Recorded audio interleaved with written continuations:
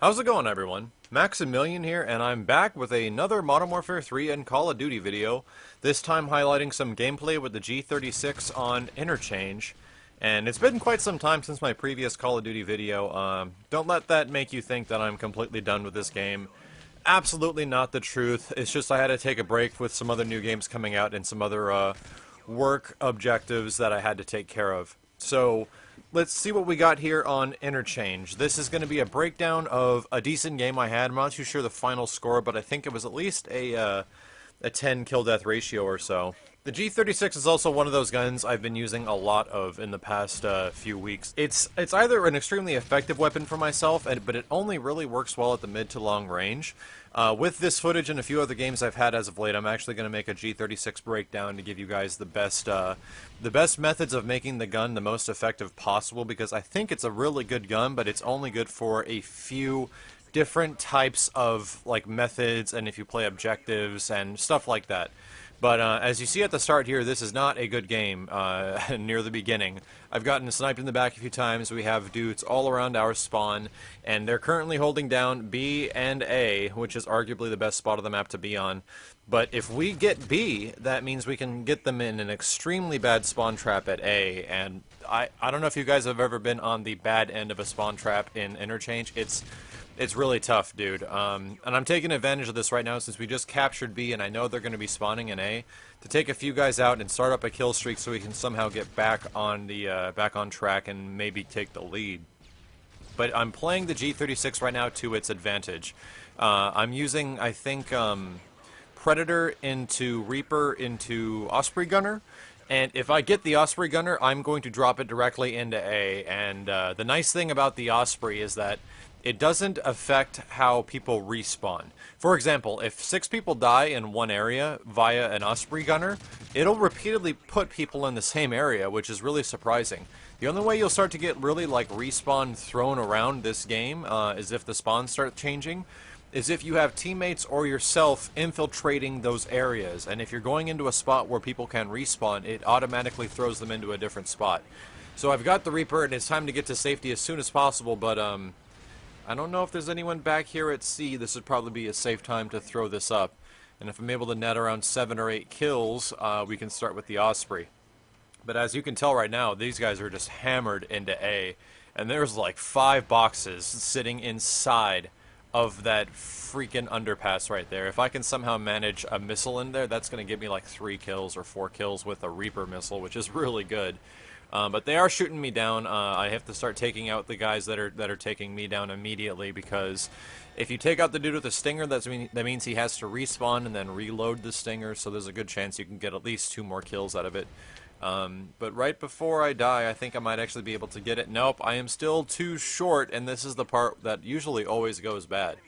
C just got run over, so I'm pretty sure there's a dude running around over here, but maybe not. I need to take this advantage to somehow replace the next 2 kills to get the Osprey Gunner, and you have to be really careful around this moment. I have Blind Eye on, so I'm not too worried about predators and stuff like that. But the reason I use Stingers on a class like this that uses high kill streaks is specifically for this reason, is that if it ends up being the fact that, wow, that was really close. If it ends up being the situation that you have, 1 more kill left and you want to go out and risk it to try to get it, you'll lose it a lot of the time. And the Stinger, man, the Stinger will get you those extra, very important kills that can somehow lead you to a bunch of more kills, which is what is about to happen right here. If you did notice, I did what I was explaining earlier. I dropped the thing right into A, and in anticipation of this, I think my team will somehow get into A as a result. But I don't want them to flip spawns too hard. But when this stuff happens, and if you're with people that aren't coordinated on the team, usually they're just going to run into A to try to get kills because you're occupying all the kills at the time. And you can just see how many people are running around right here. It is ridiculous how crazy the respawns get. And there's my teammates quickly running in, so the spawns are going to flip and they're going to take all those boxes. And just like that, they are all over at C. And the Osprey Gunner does a pretty good job at following targets and keeping people on track as far as where they're respawning. You can see like these dudes just keep popping down here.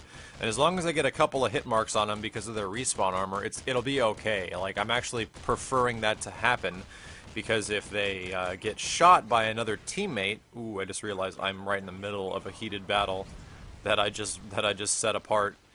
If your teammate shoots those people, they count as assists, and wow, like, I just shot one more guy, I think, and I already have a Predator missile, so here's that lovely Osprey Gunner loop that I made the previous video about. It can be so good, and I've heard a lot of first-hand experiences from folks that have tried using it as well, that go for the higher-end kill streaks, that it actually works. It's actually a really effective method for getting kills, and especially on a game like Domination, you can tell that when something like an Osprey comes out, if it's not shot down immediately, look what happens. We're dominating the whole map now, and we came into this thing losing, 2 points, and we were down by a bunch. So it's pretty surprising, the effectiveness of a kill streak. It can make everyone do something different, and ooh, wow, all of a sudden they are spawning back here, and I need to be very careful. Wow, I can't believe I lived through that. I'm going to thank the vest for that one. And just like that, we're already back up to the Reaper. I'm trying to be extremely cautious about what's going around, because there are grenades, there are dudes, and a bunch of angry people, and I have less than 1 magazine left of ammunition. And this is going to be pretty close. About 6 bullets. Yep, I got him. So now it's time to get the hell out of here. I don't even care if I get a gun. It's just about getting the Reaper up in time to get the Osprey, and ooh, sneak this guy past, and he fell for it. Little cheeseball tactics you're using just to get away and somehow get your next Osprey Gunner.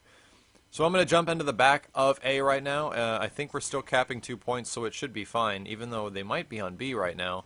But this Reaper is definitely going to take care of that and probably solidify the next few seconds of the round.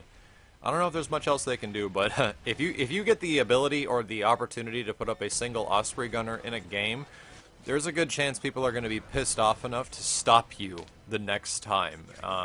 It's really rare where I can have an Osprey just go on a tear and then bring up another Osprey and for it to actually do the same thing, because a lot of the time, like, people will actually get pissed off enough to the point to switch classes and want to do something about it. And I'm already getting shot down, and there's already dudes putting up like SAM turrets and stuff like that, as you can tell. Yeah, this probably won't last very much longer. But if I'm able to get a good 5 or 6 kills, it's not so bad. But now I'm stuck right in the middle of their spawn.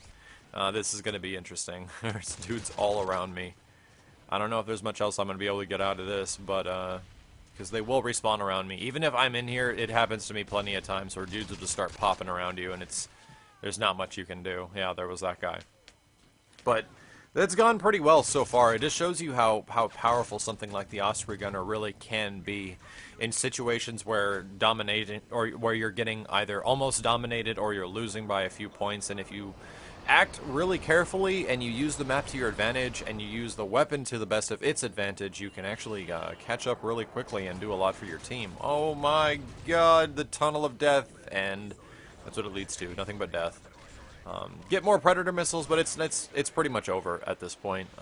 Try to get as much kills as possible. Hopefully you guys enjoyed some of these good game breakdowns. I think this match ends at something around 64 kills and just about 6 deaths, so it's a 10-to-1 KD, which is a pretty good game. It's not an absolute extraordinary one by any means, but it was still an effective game. Shows you how some of this stuff can be really good on maps like this with a lot of open variety. But as usual, stick around. I'll be working on that G36 breakdown, taking information that we used from videos like this and many others. As always, thank you all very much for watching the video. This has been Maximilian, signing out.